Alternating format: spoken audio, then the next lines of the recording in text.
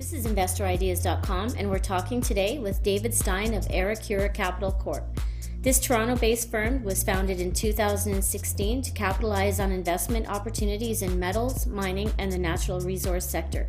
To learn more, go to www.aerecuracapital.com. Good afternoon, David. Thanks for joining us today. We just had a great start to the year so far in the resource sector, and can you tell us what you're seeing in the first quarter and what stands out to you as some of the key factors determining the market direction?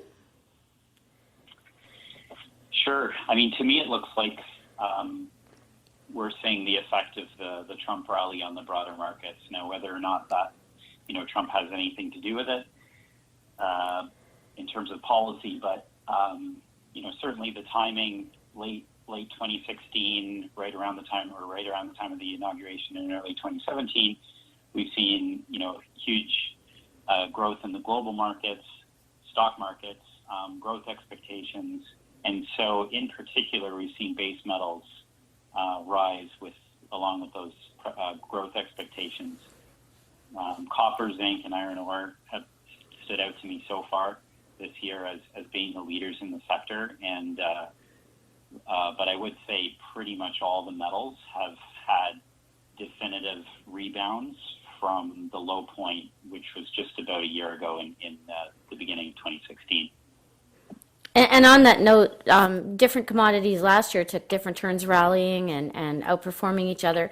So you just mentioned what you're seeing this year. Can you talk about why you see them as leaders compared to last year? What's driving that? Well, it's interesting because in a lot of these rebounds, including 2009 after the credit crisis, precious metals take the lead first, and when people start investing back in the mining sector, gold typically leads, and indeed that happened again in 2016 with gold and I guess to some extent silver and platinum outperforming the other metals. Then as the market sort of transitions over towards looking at growth expectations and supply and demand of various commodities, we've seen, definitely the base metals overall for the past 6 months or so have been the leaders, and they have been outperforming the precious metals. And different commodities have taken, I guess, turns leading that charge, whether it be metallurgical coal that we saw a few months ago, copper and zinc is happening now. We've had little windows where lithium was doing very well, or uranium stocks were doing very well. So the leadership has moved around a little bit, but overall, everything has been moving up, which is good to see. And we just attended the Vancouver Resource Conference in January, and we saw firsthand that there was a much bigger and more enthusiastic investor turnout, which was great to see. We just wanted to know what you're seeing from your perspective, and how does that impact your funding outlook and some of your decisions? That's a great question. If I look at the market now, I certainly see, at least from a risk perspective, a lot better opportunities than you would see you were seeing 12 to 24 months ago. And the reason is because when the market is perpetually falling, which it was for almost 4.5 straight years, most of the deal opportunities tend to be on the distress side, which they can be really good, a really high return when they work out, but they're also quite risky. So now we're seeing options where you can do deals where you're funding stronger companies, well-run companies that are simply raising money for growth. And, I think for most investors, that's a better position to be in. And looking at the global political and uncertainty on the horizon in Europe and everywhere, how do you see that playing out in the resource sector? It's really funny because we all sort of watch CNN and think that that there is a lot of global uncertainty out there, but when you actually look at the stock market, it's certainly not pricing that in. The stock market is seem to be pricing in smooth sailing. So I think actually that's probably the biggest risk right now is what's going to happen to the overall markets and how that's going to affect our sector. mining sector. Certainly it seems like valuations and expectations for corporate growth are stretched. So, if something were to give, which I think at some point that will happen, then, it probably will pull down the base metals first, because again, they're the most tied to growth. Although on the other hand, that will likely be another chance for the precious metals to take leadership. And certainly, in that environment, gold would look pretty good again to be long.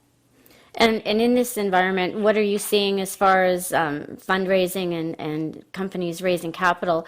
Who is successful and who isn't? What are the keys to that as well? From what I see, we're in it's a fairly typical kind of first innings of a longer term rally from a capital raising perspective, where a vast majority of the new capital is going into larger, more liquid, and lower risk companies. So, bigger cap companies operating in, safer jurisdictions like Canada, they're attracting, a huge portion of every dollar that's going into the sector. I would estimate, 75, 80, maybe more cents per dollar. So the market's, so it's not even, it's not spread across the board, like it would be maybe at the later stages of a bull market. And the guys that have still, that are still having difficulty, I think, are going to be earlier stage companies, smaller companies, microcap companies, or companies that have kind of more obscure or harder to understand assets. And, while that's, unfortunate for them, that's the reality of how these cycles go. And to me, that's an opportunity because, that can be where you find a better value at this point in time.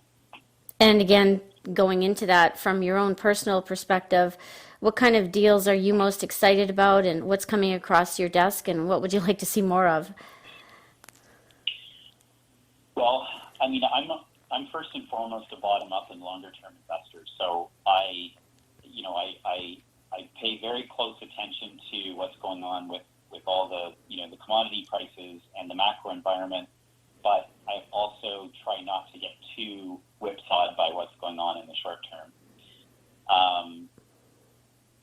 I would say what I'm excited about is that I'm just actually seeing more quality deal flow right now than I have been in the past. And the reason is because, as I said before, when the market is in a free fall, management and companies tend to get paralyzed with indecision, and that makes it difficult to get deals done. Today, at least, we're a year into, whether it's a longer term rally or not, who knows, but we're a year off the bottom where, companies can start making more sort of long-term decisions and more strategic planning. And as a result, that gives people like me and investors opportunities to look at new investments and other partnerships in the sector. So beyond that, I would say what looks really interesting to me to dive down even further is, I somewhat specialize in private companies, and we've seen a vast majority of the deal flow in the last 12 months going towards public companies that have the liquid stock quotations, and so and private companies in the sector have been to some degree left behind with this recent rally. So I think there's some good opportunities there to capture that value. And then second of all, the one commodity group that has not rallied at all really since the December or the January 2016 lows has been the agricultural commodity sector. And so if